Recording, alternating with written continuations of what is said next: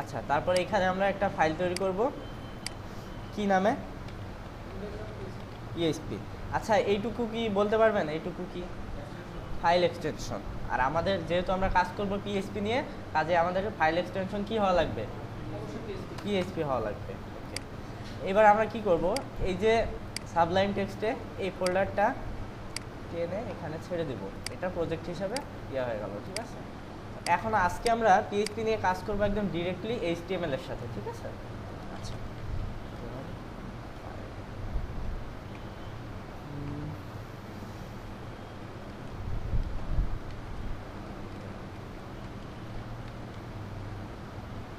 তাহলে আমি যদি এখানে সাপোজ একটা h1 ট্যাগে লিখলাম হ্যালো ওয়ার্ল্ড।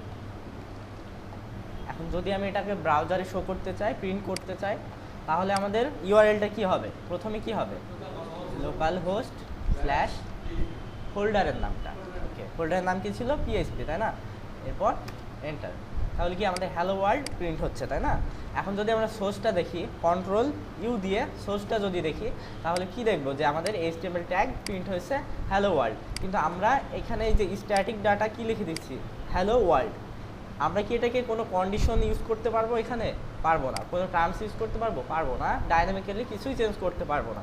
সেই জন্যই আমাদের পিএইচপি লাগবে। কি লাগবে? পিএইচপি লাগবে। আচ্ছা, এখন মনে করেন যে আমরা পিএইচপি একটা ট্যাগ শুরু করলাম, পিএইচপি আমরা এইচটিএমএল এর ভিতরে লিখতে পারি, সমস্যা নাই। সেই জন্য পিএইচপি শুরু, পিএইচপি শেষ। ঠিক আছে, যদি আমরা এই ক্ষেত্রে শেষ না করি, তাহলে দেখেন যে এইখানে কালারটা কিন্তু অস্বাভাবিক দেখাচ্ছে। তার মানে কি? এটা ইরোর বোঝাইতেছে। ঠিক আছে, আচ্ছা, এবার আমি যদি কোনো ডাটা প্রিন্ট করতে চাই ব্রাউজারে, তাহলে আমাদেরকে কি লিখতে হবে? ইকো, তারপরে ডাবল কোটেশন বা সিঙ্গেল কোটেশন, তার ভিতরে একটা, তারপরে কি করতে হবে? আমাদেরকে এটাকে শেষ করতে হবে। আর ম্যাক্সিমাম প্রোগ্রামিং ল্যাঙ্গুয়েজের একটা স্টেটমেন্ট শেষ করার এটা কি? সেটা হলো যে সেমিকোলন। ওকে, আচ্ছা, আমরা কি করলাম? এটাকে ইকো করলাম। ইকো করার পর যদি আমরা এটাকে ব্রাউজারে দেখি, তাহলে কি দেখলাম? সামথিং। আচ্ছা, আমরা এটাকে চেঞ্জ করে দেই। হ্যাঁ, ওকে, আমরা কি করলাম? Hello world. এখন যদি আমরা ফের সোর্সটা দেখি এভাবে, তাহলে দেখবেন যে এইখানে কোনো এর আগে কি করছিল? এইচটিএমএল ট্যাগ আমাদেরকে শো করতেছিল যে এটা হেডিং 1 ট্যাগের ভিতরে আছে, কিন্তু এই ক্ষেত্রে দেখেন যে আমাদের কিন্তু কোনো পিএইচপি ট্যাগ শো করতেছে না, তাই না? কেন করতেছে না? আমাদের অ্যাপাচি যখন এটাকে রেন্ডার করতেছে, তখন এটা বুঝছে যে এটা আমাদের পিএইচপি ডকুমেন্ট ফাইল। ওকে, ঠিক আছে, এখন এটাকে কি করা যাবে না? সরাসরি ব্রাউজারে প্রিন্ট করা যাবে না। কেন? এটাই হলো পিএইচপির হিডেন পাওয়ার বলেন আর ট্রুথ বলেন, যেটাই। ঠিক আছে, আচ্ছা, এখন আমরা এটাকে ব্রাউজারে প্রিন্ট করলাম। এখন যদি আমরা এখানে প্রিন্ট লিখি, তাও কিন্তু আমাদের সেম রেজাল্ট হবে। ঠিক আছে, কিন্তু একটা মানে সূক্ষ্ম একটা ব্যাপার আছে, সেটা প্রিন্ট আর ইকোর ভিতর পার্থক্যটা হলো যে প্রিন্ট একটু লোড হইতে সময় নেয়। এখন একটা প্রিন্ট আছে বলে আমাদেরকে মানে বুঝতে পারতেছে না, কিন্তু একটা ওয়েব অ্যাপ্লিকেশনে হাজার জায়গায় মানে অসংখ্য জায়গায় আমাদেরকে ইকো দরকার হতে, প্রিন্ট দরকার হতে পারে। তখন যদি আমরা সব জায়গায় প্রিন্ট দিই, তাহলে কি হবে? আমাদের সাইড লোডিং সিস্টেমটা একটু বেড়ে যাবে, তাই না? সাইড লোডিংয়ের সময়টা একটু বেড়ে যাবে। সেজন্য আমরা ইকো ইউজ করবো ইনস্ট্যান্ট ভিউয়ের জন্য। ঠিক আছে, আচ্ছা, যদি আমরা এই যে এটা দেখেন, যখন আমরা এটাকে প্রিন্ট করাইতেছি, তখন কিন্তু এটার ভিতর কোনো এইচটিএমএল ট্যাগ নাই, যার ফলে আমাদের এটা কোন স্টাইলটা পাচ্ছে বলতে পারবেন? এই যে টেক্সটটা ছোট হয়ে আছে বা একটা ফন্ট পাচ্ছে, এটা কিন্তু এটা ফন্ট পাচ্ছে, হ্যাঁ, একটা ফন্ট পাচ্ছে, যাই হোক। তো এটা এরিয়াল পাচ্ছে মেবি, উইন্ডোজের ফন্ট। জি হ্যাঁ, ব্রাউজারের ডিফল্টভাবে যেটা দেওয়া আছে সেই ফন্ট সাইজটা এবং সেই ফন্ট ফ্যামিলিটা পাচ্ছে, তাই না? আচ্ছা, এখন আমরা কি করব? এটাকে এইচটিএমএল প্রিন্ট করাবো। এর জন্য যদি আমরা এখানে h1 লিখে দেই, তাহলে কি হবে? h1 যদি এখানে লিখে দেই, তাহলে কি হবে? Parse error. কেন? আমরা এইচটিএমএল এর ভিতরে পিএইচপি লিখতে পারবো, কিন্তু এই যে লোকালি এর ভিতরে কিন্তু এইচটিএমএল ট্যাগ লিখতে পারবো না। কারণ পিএইচপি যখন এটাকে রান করাইতেছে, তখন সে ভাবতেছে যে হয়তোবা এটা কোনো ফাংশন পিএইচপির বা কোনো ইভেন্ট, যাই হোক। তো সে তখন মিলাই দেখতেছে যে পিএইচপিতে এমন কোনো ফাংশন নাই যেটা আমি এখানে রান করাইতেছি, যার ফলে এটা ইরর দেখাইতেছে। তাহলে যদি আমাদেরকে এখানে ইয়ে করতে হয় তাহলে আমাদেরকে পিএইচপি এখানে শেষ করে দিতে হবে, অ্যান্ড দেন এখানে আবার শুরু করতে হবে, আবার কি করতে হবে এখানে এমন করে দিতে হবে। কিন্তু আমাদের আবার এটার দরকার নাই, তখন তো আর এগুলো এক্সট্রা কোনো দরকার নাই আছে। আচ্ছা, এগুলো আমরা কেটে দিতেও পারি। এবার কি করলাম, এখানে h1 ট্যাগের ভিতরে পিএইচপি ইকো হ্যালো ওয়ার্ল্ড, ঠিক আছে। এখন দেখেন যে আমাদের সোর্সটা যদি আমরা আবার দেখি তাহলে কি দেখাইতেছে, এখানে HTML ট্যাগ h1 ট্যাগের ভিতরে হ্যালো ওয়ার্ল্ড লেখাটা আসছে, তাই না? আর h1 এর স্টাইলটা পাচ্ছে, বুঝতে পারছেন সবাই? ওকে, সোর্স ফাইলটা হলো যে কন্ট্রোল ইউ অথবা রাইট ক্লিক করে ভিউ পেজ সোর্স, এই যে এখানে শর্টকাটটাও দেয়া আছে, ঠিক আছে। আচ্ছা, এবার দেখেন যে মনে করেন যে আমাদের এখানে আরেকটা হ্যালো h1 আছে, h2 আছে। এবার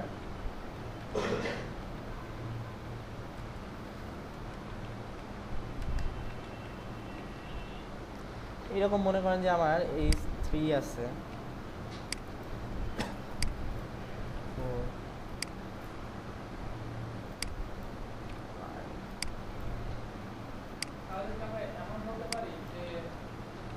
যে আমাদের এই যে h1 থেকে h6 পর্যন্ত আছে, তাই না? মনে করেন যে আমাদের এখানে 10টা পেজে 10টা আছে, এটা পেজ 1-এ আছে, এটা পেজ 2-তে, পেজ 3, পেজ 4। আমরা এইখানে নিচে নিচে লিখছি, কিন্তু মনে করেন যে আমাদের এটা আলাদা আলাদা 6টা ফাইলে আছে, তাই না? তো যদি আমাদেরকে 6টা ফাইলে যে চেঞ্জ করতে হয়, সাপোজ যদি আমি হ্যালো ওয়ার্ল্ডের জায়গায় যদি জুপিটার লিখতে চাই, ঠিক আছে, হ্যালো জুপিটার, তাহলে দেখেন যে আমাকে প্রতিটা জায়গায় যে কপি পেস্ট করতে হচ্ছে, এরকমভাবে চেঞ্জ করতে হচ্ছে। এইখানেই অনেক কষ্টকর ব্যাপার। আর যদি এটা 10টা ফাইলে থাকে বা 100টা ফাইলে থাকে তাহলে আমাদের কি করতে হবে, 100টা ফাইলে যে কপি পেস্ট করে চেঞ্জ করতে হবে। আচ্ছা, এটাকে আমরা একটু ডাইনামিক করার চেষ্টা করি, তাই না? এটাকে ডাইনামিক করতে হলে আমরা কি করব, একটা ভেরিয়েবল দেব। ভেরিয়েবলের ভিতরে ওয়ার্ল্ড লেখাটাকে আমি একটু ব্যাকে যাই, আচ্ছা একটু ব্যাকে যাই, সব জায়গায় ওয়ার্ল্ড আছে, ঠিক আছে। এখন দেখেন আমরা একটা ভেরিয়েবল নেব। ভেরিয়েবল কি দিয়ে স্টার্ট করতে হয়, $সাইন দিয়ে স্টার্ট করতে হয়। তারপর কি লিখতে হয়, ভেরিয়েবলের নামটা লিখতে হয়, তাই না? তাহলে আমরা কি লিখলাম, নেমটা লিখলাম, লেখার পরে ইকুয়াল টু দিয়ে আমরা এই ভেরিয়েবলের ভ্যালুটা রাখবো এই ভেরিয়েবলের ভিতরে, তারপরে ডাবল কোটেশন, ঠিক আছে। এর ভিতরে আমরা কি লিখলাম, সাপোজ জুপিটার লিখে দিলাম, ঠিক আছে। আর এটাকে শেষ করলাম। এটা অবশ্যই পিএইচপির ভিতরে লিখতে হবে। আচ্ছা, এটাকে আমরা কি করলাম, এটাকে স্টোর করে রাখলাম এই নেম ভেরিয়েবলের ভিতরে, ঠিক আছে। এখন চাইলে আমরা কি করতে পারবো, এই নেমটাকে ইকো করাইতে পারবো না? করাইতে পারবো না। কিভাবে পারবো, এখানে দেখেন যে আমরা এই ওয়ার্ল্ডের পরিবর্তে নেমটা দিব, তাই না? এখন দেখেন যে পিএইচপি ইকো নেম, সেম একই কোডটা আমি সব জায়গায় দিয়ে দেবো। কোথায়, যেখানটাতে আমরা চেঞ্জ করতে চাই সেই জায়গাটাতে এটা দিয়ে দেবো, তাই না? ওকে, এখন দেখেন যে এখন যে ব্যাপারটা ঘটবে, এখন ব্রাউজারে কিন্তু হ্যালো জুপিটার আমাদেরকে রিটার্ন করতেছে, তাই না? এখন আমার কি এই সব জায়গায় চেঞ্জ করার দরকার আছে? আমি যদি এখানে ওয়ার্ল্ড লিখে দিই তাহলে কি সব জায়গায় আমার ওয়ার্ল্ড হয়ে গেল না, ডাইনামিক্যালি চেঞ্জ হয়ে গেল না? তার মানে কি, আমি যদি এক জায়গায় চেঞ্জ করি আমার 100টা ফাইলে চেঞ্জ হয়ে যাচ্ছে, ঠিক আছে। বুঝতে পারছেন ভেরিয়েবল আমরা কেন ইউজ করব? ভেরিয়েবল ইউজ করার মেইন কারণটা হচ্ছে এটা, যে আমরা ভ্যালু স্টোর করে রাখতে পারবো এবং সেখান থেকে ব্যবহার করতে পারবো। তার প্রশ্নের উত্তরটা হচ্ছে এরকম, যে মনে করেন আমার একটা ভেরিয়েবল আছে var, তার ভিতরে আমার কি আছে, আপনি এখানে একটা HTML ট্যাগ সহ লিখে দিলেন,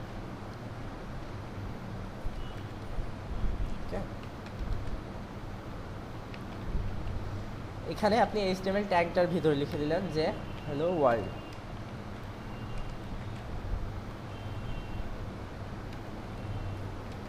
ওকে।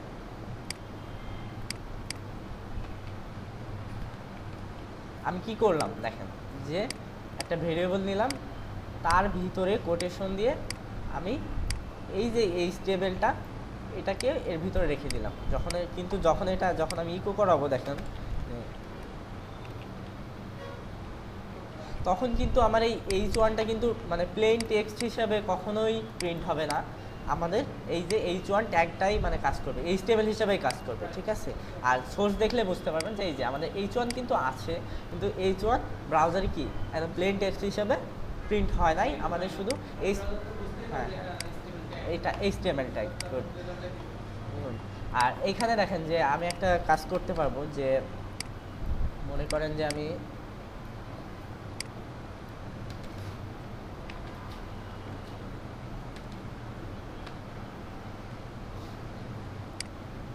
ঠিক করে নেই,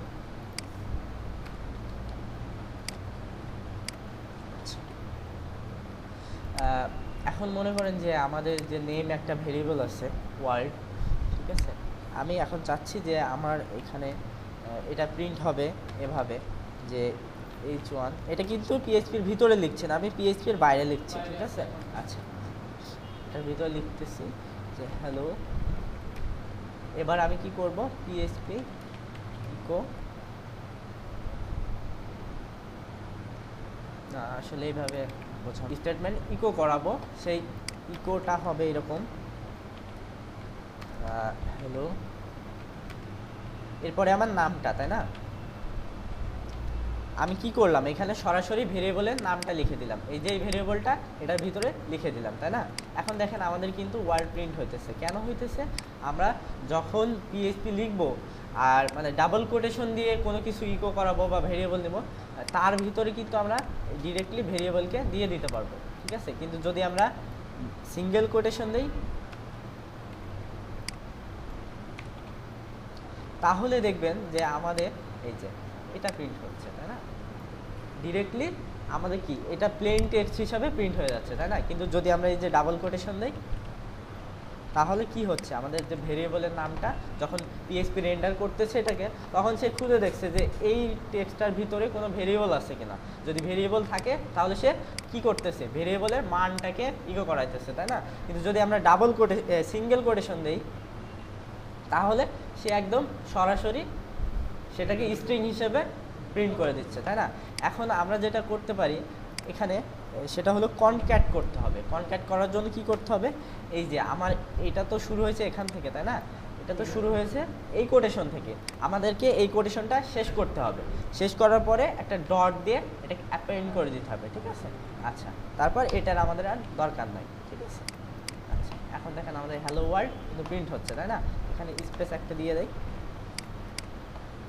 হ্যালো ওয়ার্ল্ড কিন্তু প্রিন্ট হচ্ছে। তাহলে আমরা কি শিখলাম এখানে, সিঙ্গেল কোটেশন দিয়ে যদি আমরা কোনো কিছু প্রিন্ট করাতে চাই সেক্ষেত্রে আমাদেরকে এটাকে কি করতে হবে, কনক্যাট করতে হবে। এটা কি একটা স্ট্রিং অপারেটর, ঠিক আছে, কনক্যাটেনেশন, অর্থাৎ একটা ইয়ের সাথে একটা স্ট্রিংয়ের সাথে একটা ভেরিয়েবলের মানকে ওইখানে কনক্যাট করে দেওয়া, যুক্ত করে দেওয়া, ঠিক আছে। কিন্তু যদি আমরা ডাবল কোটেশন দিয়ে লিখতাম, আমি আবার বলছি যে যদি আমরা ডাবল কোটেশন দিয়ে লিখতাম তাহলে কিন্তু আমাদেরকে এটাকে কনক্যাট করা লাগতো না। কিন্তু যদিও ডাবল কোটেশন দিয়েই যদি আমরা কনক্যাট করি তাহলে কি আমাদের সমস্যা আছে, না, কোনো সমস্যা নাই, আমরা ডাবল কোটেশন দিয়েও এখানে কিন্তু কনক্যাট করতে পারি, ঠিক আছে। বুঝতে পারছেন ভেরিয়েবলটা। এবার আমরা যেটা দেখবো সেটা হলো যে অ্যারে, ঠিক আছে। মনে করেন যে আমার 10টা মানুষের নাম দরকার, ঠিক আছে। 10টা মানুষের নাম বলতে পারবেন কেউ, মানে একটা একটা করে, না সাপোজ মান্থের নাম আমরা ধরি, ঠিক আছে, সাপোজ জানুয়ারির জন্য আমরা ডাটা স্টোর করলাম,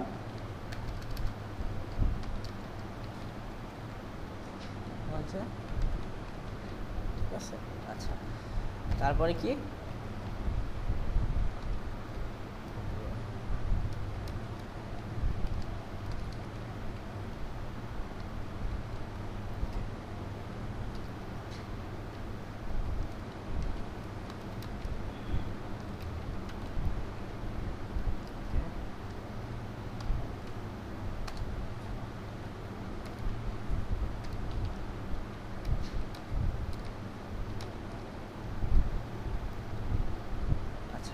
এখন দেখেন যে আমাদের যদি আমরা 12টা মাসকেই যদি এখানে ভেরিয়েবল নিতে চাই তাহলে আমাদের কয়টা ভেরিয়েবল লাগবে, 12টা মাসের জন্য 12টা ভেরিয়েবল। তাহলে সেটা কি বলে আপনার মানে সুবিধা হচ্ছে যে ইয়ের জন্য যদি আমরা 12টাই ভেরিয়েবল নিতেই থাকি তাহলে এইরকম যদি আমার একটা বড় অ্যাপ্লিকেশন হয় সেক্ষেত্রে আমাকে হাজার হাজার মানে কোটি কোটি ভেরিয়েবল হয়ে যাবে। সেক্ষেত্রে সেটা কি হবে না, সেটা রাইট ওয়ে হবে না। সেজন্য আমরা কি করব, এটাকে একটা অ্যারের ভিতরে স্টোর করব। এইগুলো আমার কিসের নাম, মান্থের নাম, তাই না? তো আমরা কি করব, একটা মান্থ নামে একটা ভেরিয়েবল নেব, তার ভিতরে কি নিব, অ্যারে নিব, দিয়ে এই সবগুলো মাসের নামগুলোকে আমরা এখানে স্টোর করার চেষ্টা করব, যেমন জানুয়ারি। তারপরে আমাদের এক একটা অ্যারের এলিমেন্ট বা এক একটা অ্যারের ভ্যালুগুলো যেভাবে স্টার্ট করতে হয় সেটা হলো যে কোটেশন দিয়ে, সিঙ্গেল কোটেশন বা ডাবল কোটেশন দিয়ে আমরা কি করব, একটা প্রথমটা লিখব, তারপরে কি করব, এটাকে শেষ করব কমা দিয়ে, তারপরে কি লিখব, আবার কোটেশন দেব, তারপর ফেব্রু, তারপর কমা, তারপর আবার কোটেশন, ওকে, আবার কমা, ওকে।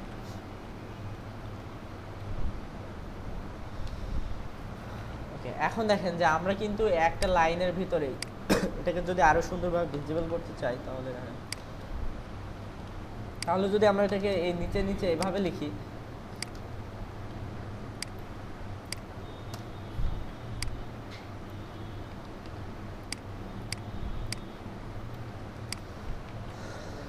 এখন বুঝতে পারছেন আমি মানে কি করেছি, কেমনটা লিখছি। দেখেন যে অ্যারে কোটেশন, নামটা, তারপর কমা, তারপর নামটা, তারপর আবার কমা। আচ্ছা, এখন দেখেন যে আমাদের কিন্তু একটা ভেরিয়েবলের ভিতরে সব ডাটা স্টোর হয়ে গেল, তাই না? আমাদের এই যে আলাদা আলাদা করে নিতে হলো না।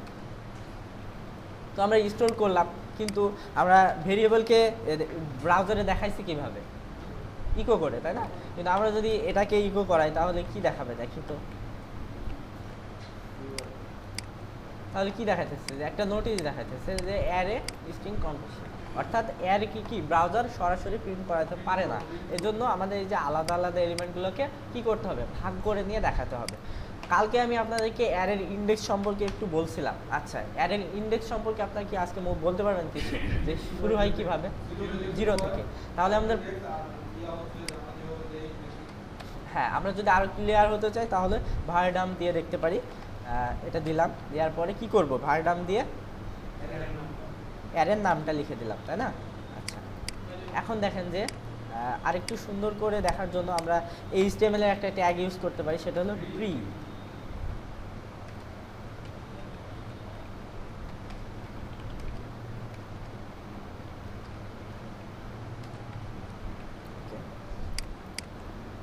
এখন দেখেন আমাদের যে ইন্ডেক্সিংটা কিন্তু দেখাইতেছে যে আমার 0-র মান কি আছে, জানুয়ারি আছে, তারপর 1 নম্বরে কি আছে, ফেব্রুয়ারি আছে, তারপর 2 নম্বরে আছে মার্চ, এপ্রিল, এভাবে আছে, তাই না?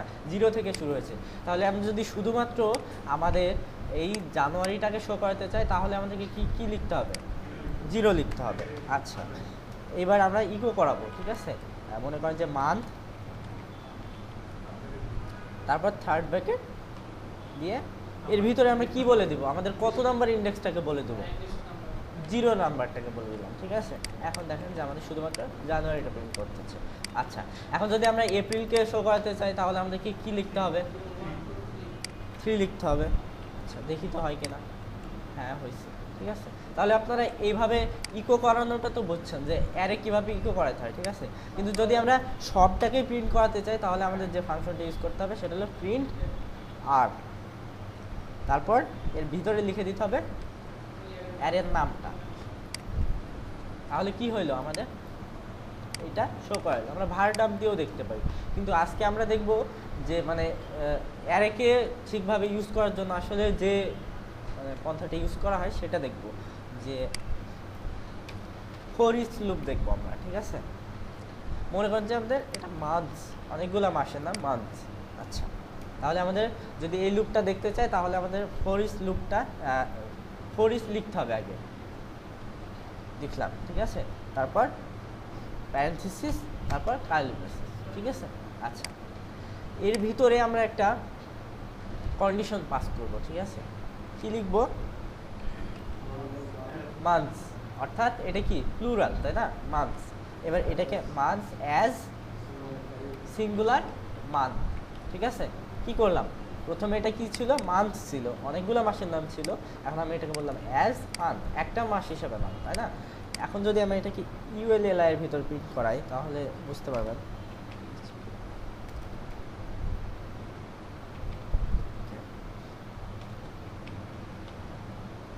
আচ্ছা, এখন আমরা এখানে ইউএল লিখব, ইউএলটাকে শেষ করব। আচ্ছা, এখানে আমার পিএইচপি শুরু করলাম, এখানে শেষ করে দিলাম। ঠিক আছে, এখন আমরা এক একটা ভ্যালুকে কি করাবো, ইকো করাবো। আচ্ছা, ইকো করাবো কি হিসাবে, এলআই হিসাবে,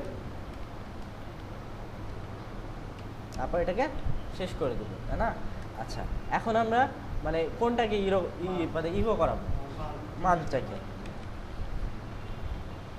এটা আমরা কি করেছি, কোটেশন, ডাবল কোটেশনের ভিতরে লিখছি, সেহেতু মান্থটা বুঝলে সমস্যা নেই। আচ্ছা, আমাদের কি চলে আসছে দেখেন, যে ইউএলটা আমরা দিচ্ছি না, ইউএলটা শেষ হয়েছে এখানে, তারপর একটা এলআই এর ভিতরে আমাদের মাসের নামগুলো কিন্তু সব প্রিন্ট হয়ে গেছে। এই যে পরপর যেগুলো ছিল সেগুলো কি হয়েছে, আমাদের এখানে প্রিন্ট হয়ে গেছে, তাই না? তাহলে আমরা কি করলাম, অ্যারেটাকে প্রিন্ট করাইতে পারলাম, তাই না? আচ্ছা ভাইয়া, বুঝতে পারছেন এটা আমি কি বলছি, যে ফর ইচ লুপ দিয়ে কিভাবে অ্যারেটাকে ইকো করাইতে হবে? আচ্ছা, এবার আমরা কি অ্যারে দেখব, আমরা এবার দেখব অ্যাসোসিয়েটিভ অ্যারে। ঠিক আছে, কিভাবে অ্যাসোসিয়েটিভ অ্যারে কিভাবে কাজ করে সেটা দেখব। আচ্ছা, পিএইচপি শুরু করলাম, শেষ করলাম। আচ্ছা,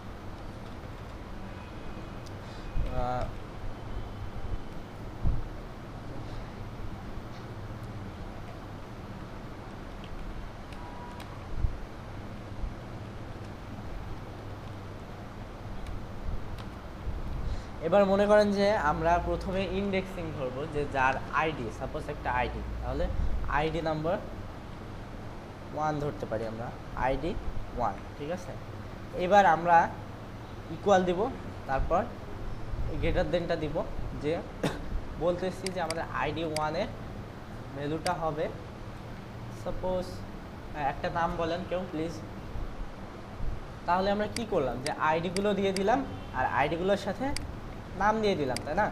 যে আইডি 1 এ কে আছে, রহিম আছে, আইডি 2 তে করিম আছে। তো এইভাবে আমরা এটাকে বলে দিলাম যে আইডি 1 এ এটা আছে, এটাকে অ্যাসোসিয়েটিভ অ্যারে বলে। ঠিক আছে, যে আমরা ভ্যালু অ্যাসাইন করে দিচ্ছি। তো এখন যদি আমরা এটাকে দেখাইতে চাই, তাহলে ফর ইচ লুপ যদি আমরা এখানে দেখাই,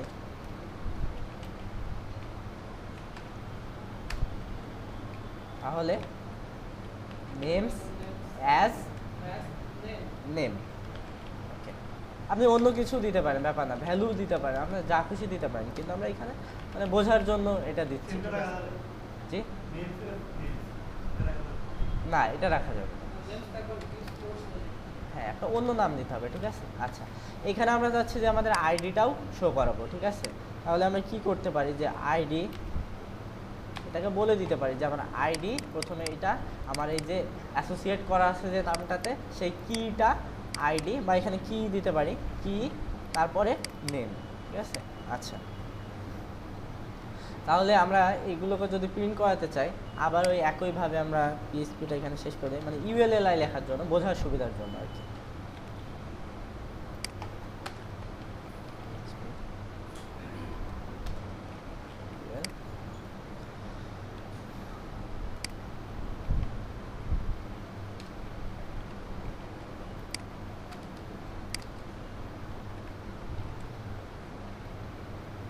আচ্ছা, মনে করেন যে আমরা একটা ভ্যালু ইকো করাবো, সেটা হলো যে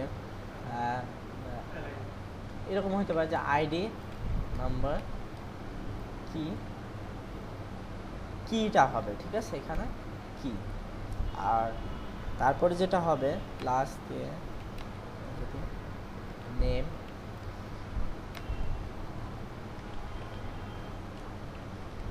এখন বুঝতে পারছেন ব্যাপারটা, আমি এখানে কি করছি, আমি প্রথমেই বলে নিচ্ছি যে নেমস অ্যাজ কি, এই কিটাকে কি ভ্যালু, কি ভেরিয়েবলের মধ্যে নিয়ে নিচ্ছি, আর কি করছি, এই নেমটাকে নেম ভেরিয়েবলের ভিতরে নিয়ে নিচ্ছি।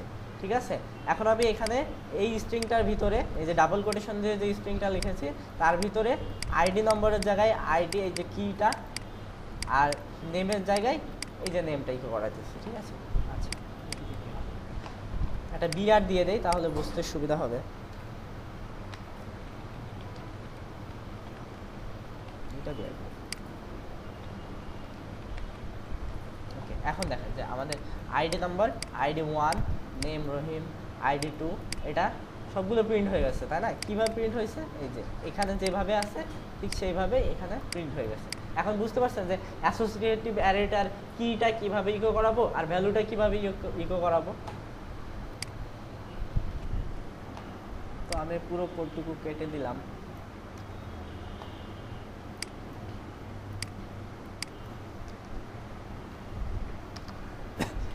তো ইফ যদি আমরা কন্ডিশন কোনো করতে চাই তাহলে আমাদেরকে এখানে ইফ লিখে শুরু করতে হবে।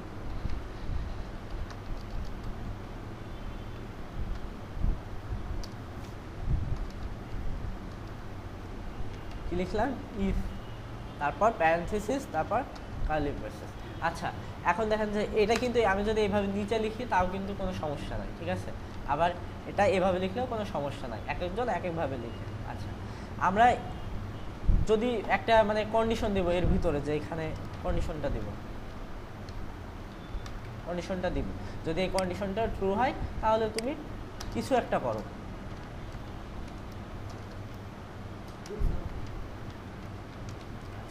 ঠিক আছে, যদি এই কন্ডিশনটা ট্রু হয়, ইফ যদি কন্ডিশনটা ট্রু হয় তাহলে ডু সামথিং। ঠিক আছে, সেটা হইতে পারে যে আমি এখানে মনে করেন যে একটা ভেরিয়েবল নিয়ে নিলাম, নেম ইকুয়াল টু জানুয়ারি। ঠিক আছে, এখন আমি এটার ভিতরে কি করব? কন্ডিশনটা পাস করাবো। তাহলে আমি এখানে বলে দিলাম যদি ইফ নেম ইকুয়াল জানুয়ারি। আচ্ছা, তাহলে কি হবে? এই যে আমি ইকুয়াল দিলাম, তাহলে কি হবে? আসলে হবে না। আমি ইকুয়াল, একটা সিঙ্গেল ইকুয়াল কখন ইউজ করতে পারবো? যখন আমরা একটা ভ্যালু ভেরিয়েবলে অ্যাসাইন করতে চাবো তখন। ঠিক আছে, আর এখন আমাকে যদি চেক করতে হয় তাহলে কি করতে হবে? আমাকে ডাবল ইকুয়াল দিতে হবে, তাই না? ইফ নেম ইকুয়াল টু জানুয়ারি, যদি নাম সমান যদি জানুয়ারি হয় তাহলে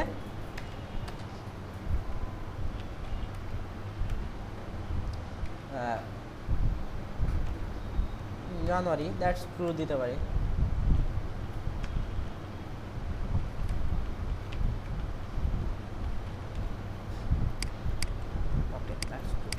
এবার আমাদের একটা জিনিস মাথায় আসতেছে যে নেম ইকুয়াল টু জানুয়ারি দিয়ে যদি আমরা এটাকে প্রিন্ট করাতে পারি, সাপোজ আমাদের এই নামটা হয়ে গেল এখানে ফেব্রুয়ারি। ঠিক আছে, সেক্ষেত্রে কি হবে? আমাদের কিছুই হচ্ছে তাহলে হ্যাঁ, পরের স্টেটমেন্ট আমরা দিই নাই। সেক্ষেত্রে আমরা বলে দিব যে ইফ নাম ইকুয়াল যদি জানুয়ারি হয় তাহলে এটা হও, আর যদি না হয়, সাপোজ হইল না, তাহলে আমরা এলস দিয়ে একটা বলে দেব।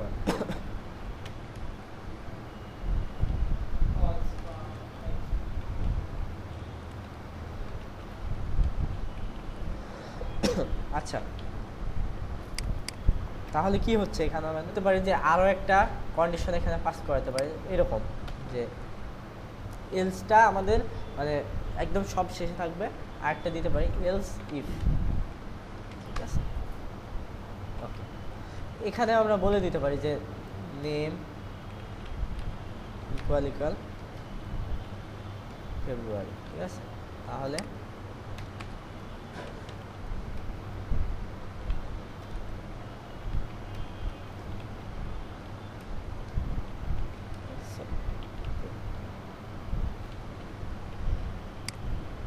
তাহলে কি হবে আমাদের এখানে? It is also true. যে এইটা প্রথমে এটা সে চেক করছে, এটা হয় নাই, তারপর এটা চেক করছে, এটা হয়েছে এবং এটা প্রিন্ট করাচ্ছে, দেন সে আর কিন্তু এখানে যায় না। কিন্তু যদি আমাদের এই সব স্টেটমেন্টগুলো ভুল হয় তাহলে সে কি করবে? এটাকে প্রিন্ট করাবে, তাই না? আচ্ছা, আমরা এখন এখানে দেখি তো। এখন কিন্তু সে এই দুটাই চেক করে কিছু পায় নাই বলে একদম সে 3 নম্বরটায় চলে গেছে। ঠিক আছে,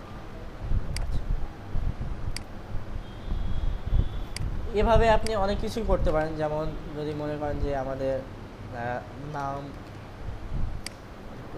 ট্রু, ঠিক আছে। আরেকটা ব্যাপার আপনাকে দেখানো দরকার, সেটা হলো যে আমার নেমের ভিতরে কি আছে, নেমের ভ্যালুটা আছে, আর এই ভ্যালুটা কি ভ্যালু, একটা স্ট্রিং, তাই না?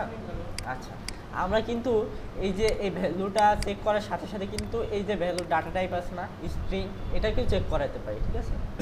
এখন আমরা সেটা কিভাবে করব, আমরা এখানে বলে দিতে পারি যে ইফ নাম যদি জানুয়ারি হয়, এবং আরেকটা ইকুয়াল দিয়ে বলে দিলাম যে জানুয়ারি হইতে হবে এবং মাস্ট কি হইতে হবে, স্ট্রিং হইতে হবে।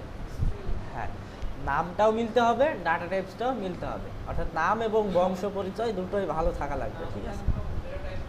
হ্যাঁ হ্যাঁ, তাহলে আমি যদি এখানে মনে করেন যে জানুয়ারি এখানে চেক করালাম, তাহলে কিন্তু দেখেন এটা প্রিন্ট করাবে। আচ্ছা, এটা সংখ্যা দিয়ে বোঝাইলে আরো ভালো বুঝতে পারবেন। নাম সমান 0 থাকলো। ওকে, ঠিক আছে, তাহলে আমরা এই নাম নেম ভেরিয়েবলটার ভিতরে কি নিলাম, 0 নিলাম, তাই না? 0 বা আমরা 0 আসলে একটা ইয়ে করে, মানে মান রিটার্ন করে, সেটা কি জানেন আপনারা, যে একটা 0 হলো ফলস আর 1 হলো ট্রু, ঠিক আছে। তো আমরা এখানে 0 না নিয়ে অন্য কোনো একটা ভ্যালু নেই, নেওয়ার পরে যদি ইফ যদি আমরা ইয়ে করে যে নেম ইকুয়াল ইকুয়াল যদি 120 হয়,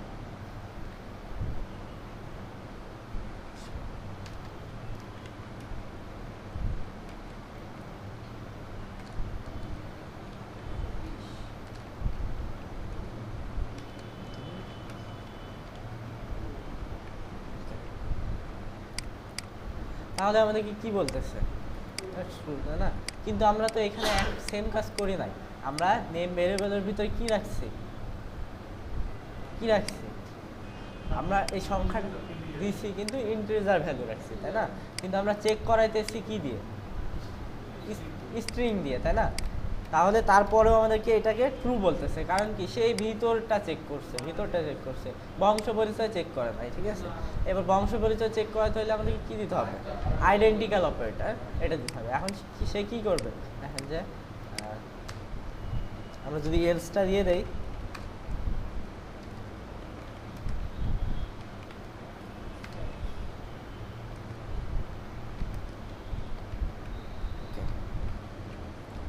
তাহলে সে এখন বলবে যে এটা সত্যি না, তুমি ভুল করছো, যে এদের কাজ এক হইলেও এদের বংশ পরিচয় এক না, এরা মানে ডাটা টাইপসটা এক না, ঠিক আছে। যে এ হইলো আপনার ইন্টিজার ভ্যালু আর এ হইলো স্ট্রিং ভ্যালু। কিন্তু যদি আমরা এখানে এমনভাবে চেক করি, তাহলে দেখবেন যে তাহলে কিন্তু ঠিক আছে, কারণ কি, এটাও ইন্টিজার, এটাও ইন্টিজার। একইভাবে এখানে যদি আমরা এটাকে স্ট্রিং করে দেই এবং এখানে যদি চেক করাই, তাহলে দেখবেন যে এটা ট্রু না, তাই বলছে। কেন? কারণ এটা স্ট্রিং, এটা, আচ্ছা, এটা বুঝতে পারছেন তো? এবার আমরা যেটা দেখবো সেটা হলো হোয়াইল লুপটা দেখবো, ঠিক আছে। মানে ওয়ার্ডপ্রেসের পোস্ট কোয়েরি থেকে শুরু করে অনেক জায়গায় হোয়াইল লুপটা ইউজ করা আছে, ঠিক আছে। তো হোয়াইল লুপটা এখানে দেখবো, মনে করেন, আচ্ছা, আপনারা যারা সিএসসিতে পড়েন যে ভাইয়াগুলো, বা যারা পিএসপি নিয়ে কাজ করেন, আপনারা কি জানেন যে প্রোগ্রামিংয়ে আইডেন্টিফায়ার কাকে বলে? করবো একটা আইডেন্টিফায়ার আগে থেকেই বলে দিব।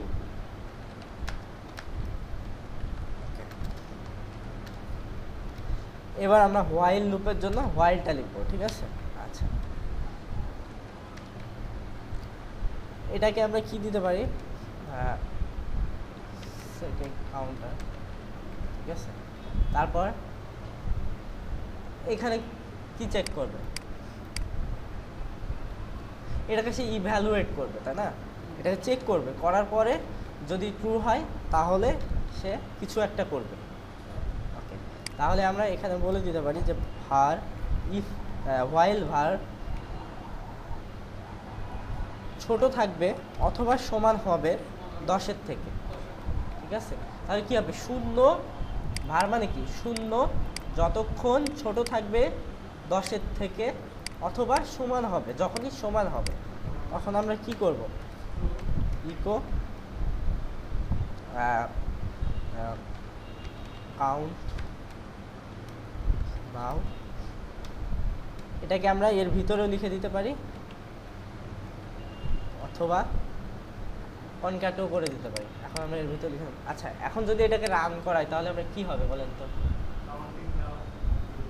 হ্যাঁ না ঠিক আছে, কিন্তু যদি আমরা এখন কাউন্ট করাই তাহলে এটা ইনফিনিটি একটা লুপ হয়ে যাবে, ঠিক আছে, এটা কখনোই শেষ হবে না। এই যে এটা দেখলে বুঝতে পারছে কই গেছে, ঠিক আছে, তাহলে আমাদেরকে কি করতে হবে, এটাকে ইকো করাতে হবে এবং পাশাপাশি আমাদের এই জিরো ভ্যালুটাকে বাড়াইতে হবে, বাড়াইতে হ্যাঁ ইনক্রিমেন্ট করতে হবে। ইনক্রিমেন্ট করলে যখন আমার এই 10-এর সমান হয়ে যাবে তখন সেটা থেমে যাবে। আচ্ছা ইনক্রিমেন্ট করার জন্য আমরা কালকে কি বলেছিলাম, ইনক্রিমেন্ট বা ডিক্রিমেন্ট অপারেটর, তাই না? আচ্ছা এখন আমরা তাহলে এটাকে ইনক্রিমেন্ট করি var প্লাস প্লাস, তার মানে কি হবে, ব্রাউজার একবার লোড হওয়ার সময় সে প্রথম এখান থেকে শুরু করবে, সে দেখবে ভারের মান আছে 0 থেকে সে 9 পর্যন্ত, 0 থেকে 1 চেক করবে, 10 চেক 2 3 হ্যাঁ এভাবে চেক করে সে একটা করে প্লাস করবে, তারপরে ভেরিয়েবলের মান কত হবে 2 হবে, 2 যে আবার কি করবে 10-এর সাথে চেক করবে যতক্ষণ ছোট থাকবে, 2 3 4 5 6 7 8 9 যতক্ষণ এটা ছোট থাকবে ততক্ষণ এটা প্রিন্ট করবে।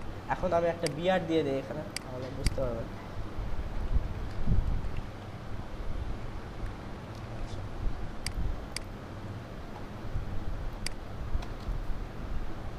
এখন দেখেন যে কাউন্ট ইজ নট 0 1 2 3 4, এখন সে কি করছে, একবার আসছে লুপটা চেক করছে, ভেরিয়েবলের মানটা 1 বাড়াইছে, আবার গেছে আবার চেক করছে, আবার 1 বাড়াইছে, বাড়াইতে যখন 10 মিলে গেছে, এই যে 10-এর ছোট ছিল একটা সময়, কিন্তু যখন এটা যদি দেই তাও হবে, কিন্তু দেখেন এটা 9 পর্যন্ত যাবে, কারণ এই যে সমান, এই সমানটা আমরা দেই নাই যে 10-এর সমান হলেও তুমি প্রিন্ট করো, এটা বলে দেয় না। হ্যাঁ এখন যদি আমরা বলে দিই তাহলে দেখেন যে 10-এর সমান হয়েছে তখনও 10টা প্রিন্ট করছে, তাই না?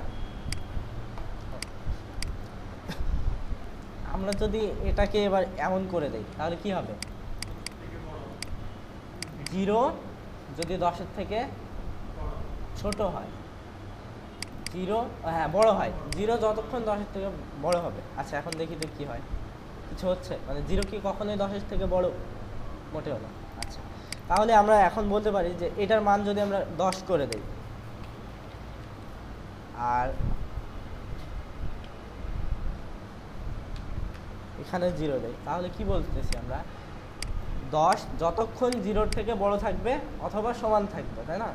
0-এর থেকে 10 কতক্ষণ বড়? আজীবন বড়। তাহলে আমাদের কি হবে এখানে, যে কন্ডিশনটা কি হচ্ছে, যে ভুল হচ্ছে, যে 10 তো সবসময় বড় 0 থেকে, তাই না? সেক্ষেত্রে আমরা কি করব, সেক্ষেত্রে আমরা চেক করব যে 0 থেকে বড় কিনা এবং এটাকে মাইনাস করে দেব, ডিক্রিমেন্ট করে দেব এবং চেক করব যে 10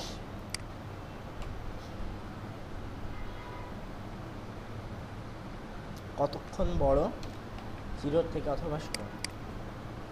তাহলে আমাদের কি হচ্ছে, প্রথমে 10 আসছে, 9 8 7। এখন আমরা যে ব্যাপারটা নিয়ে কাজ করতেছি সেটা দেখেন যে আমাদের ভেরিয়েবলের মান কিন্তু 10, তাই না?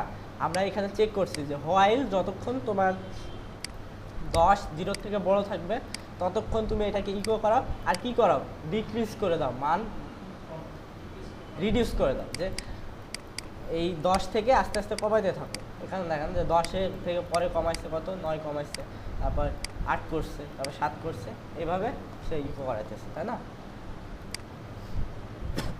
আচ্ছা হোয়াইল লুপটা তাহলে বুঝতে পারছেন না? ফর লুপ দেখার জন্য আমরা আবার এটাকে কেটে দিলাম, ঠিক আছে?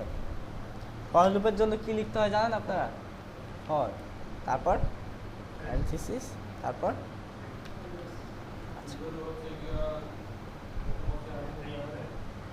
তাহলে আমরা এখানে কি নিতে পারি, একটা ভেরিয়েবল নিতে পারি, যে আমার ভেরিয়েবলের নাম হবে a এ ইকুয়াল কত হবে 1 হইল। ঠিক আছে, আমি কি করলাম আইডেন্টিফায়ারটা দিয়ে দিলাম। এরপর কি করব কন্ডিশনটা দেব, এ যতক্ষণ ছোট থাকবে অথবা সমান থাকবে 10-এর থেকে। তারপর কি করব এর মানটা বাড়াবো না কমাবো? আচ্ছা এখানে বলেন তো এটা দিব? এখানেও তো শেষ হয়েছে, এখানেও তো দেওয়ার দরকার, তাই না? আমরা এটা কখনোই দিব না, এটা মানে এটা ভুল। আমি কিন্তু প্রথম দিয়েছি, দিয়ে দেখছি যে এরকম হয়েছে, তখন শিখছি আর কি। হ্যাঁ আচ্ছা দিয়ে দেখি না কি হয়। তো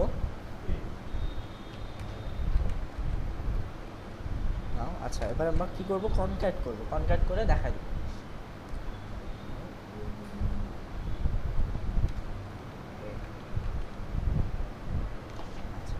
আমরা প্রথমে এটা দিয়ে দিই, দেওয়ার পরে দেখা যাচ্ছে যে আমাদের লাইন নাম্বার 12-তে একটা ইরর আছে, তাই না? আমাদের ইরর দেখে মানে ইরর দেখে দেখে পরিচিত হতে হবে যে কোন ইররটা কেন আসে, ফ্যাটাল ইরর কেন আসে, পার্স ইরর কেন আসে, এবং কত নম্বর লাইনে সেটা দেখাচ্ছে। আমরা যদি এটা দেই বিআর দেওয়া হয় নাই, আবার কনক্যাট করলাম, আবার কোটেশন দিলাম, বিআর দিয়ে দিলাম, কোটেশন শেষ করব। একই কাজ, সেম হোয়াইল লুপেরটাই, খালি এখানে সিনট্যাক্সগুলো আলাদা, যে আইডেন্টিফায়ার কন্ডিশন সব এই এক লাইনে এটার ভিতরে। ঠিক আছে, আচ্ছা ফর লুপটা তো এবার তাহলে বুঝতে পারছেন না?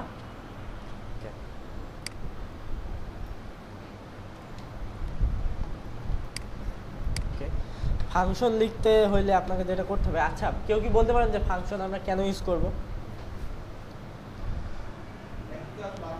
হ্যাঁ হ্যাঁ, কোড রিইউজ করার জন্য, কোড রিইউজ করার জন্য ফাংশন ইউজ করব। হ্যাঁ হ্যাঁ, একই কাজ করা লাগবে, এবং দেখা যাচ্ছে একটা হ্যাঁ হ্যাঁ এরকমই, যে আমরা একটা কোডকে বারবার ইউজ করার জন্য রিইউজ করার জন্য ইয়ে বের করবো। সাপোজ যদি আমরা একটা কোড সুন্দর করার জন্য যদি একটা মানে ফাংশন বানাই, তাহলে ফাংশন কিওয়ার্ডটা লিখলাম, তারপর প্যারেনথেসিস, তারপর কার্লি ব্রেসেস। আচ্ছা এখানে কি করতে হবে আমাদের? ফাংশন নেমটা লিখতে হবে। আচ্ছা আমরা কোড বিউটিফায়ার, কোড বিউটিফায়ার, ঠিক আছে। এর ভিতরে আমরা কি করব একটা প্যারামিটার পাস করাবো যে কোড নামে, ঠিক আছে? যে আমাদের ফাংশনটার ভিতরে আমরা বাইরে থেকে একটা ভ্যালু ইনসার্ট করতে পারবো, ঠিক আছে? আমরা ওইটাই যেটা করছিলাম সেটাই করবো, যে ইকো পি,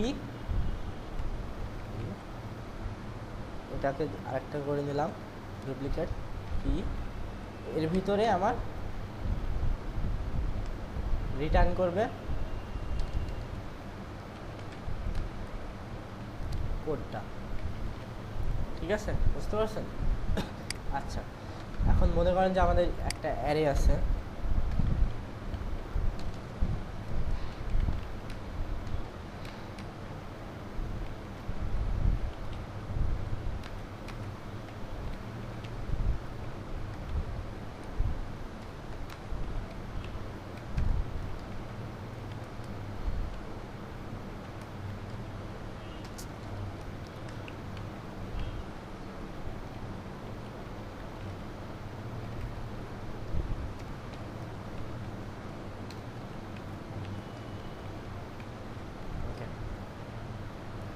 এখন যদি আমরা নর্মালি এটাকে প্রিন্ট আর করি,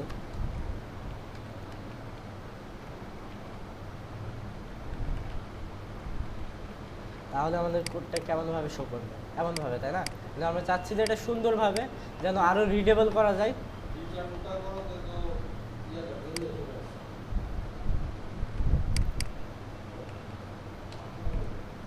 আচ্ছা আমরা এখন কি করব, কোড বিউটিফাইটাকে ইকো করাবো, আর কি করব এটার ভিতরে নেমসটা ইনসার্ট করে দেব।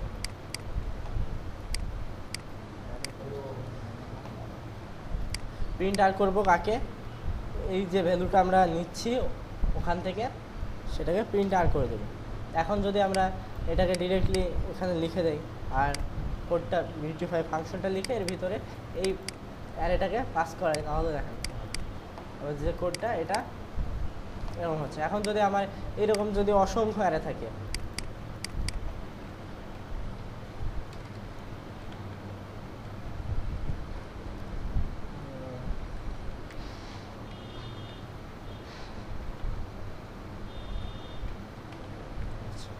এখন আমি বারবারই শুধু এটা কি বারবার লেখার দরকার আছে, আমার এইরকম করার দরকার আছে ইকো বি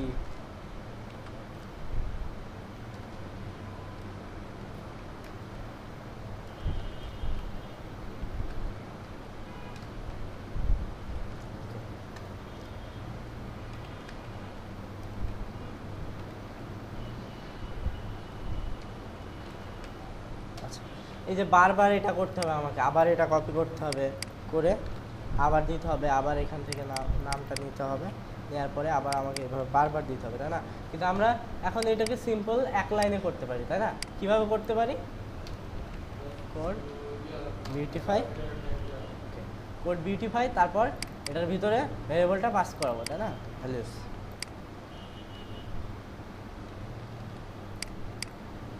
তাহলে দেখেন আমরা কিন্তু বারবার আমরা এই কোডটাকে কি করতে পারতেছি, এই কোডটুকুকে কি করতে পারতেছি, বারবার ইউজ করতে পারতেছি। আসলে ফাংশন এই কারণেই তৈরি করা হয়, এবং মানে ফাংশনের কাজটা এটা যে বারবার যেন কোড রিইউজ করা যায়, ঠিক আছে?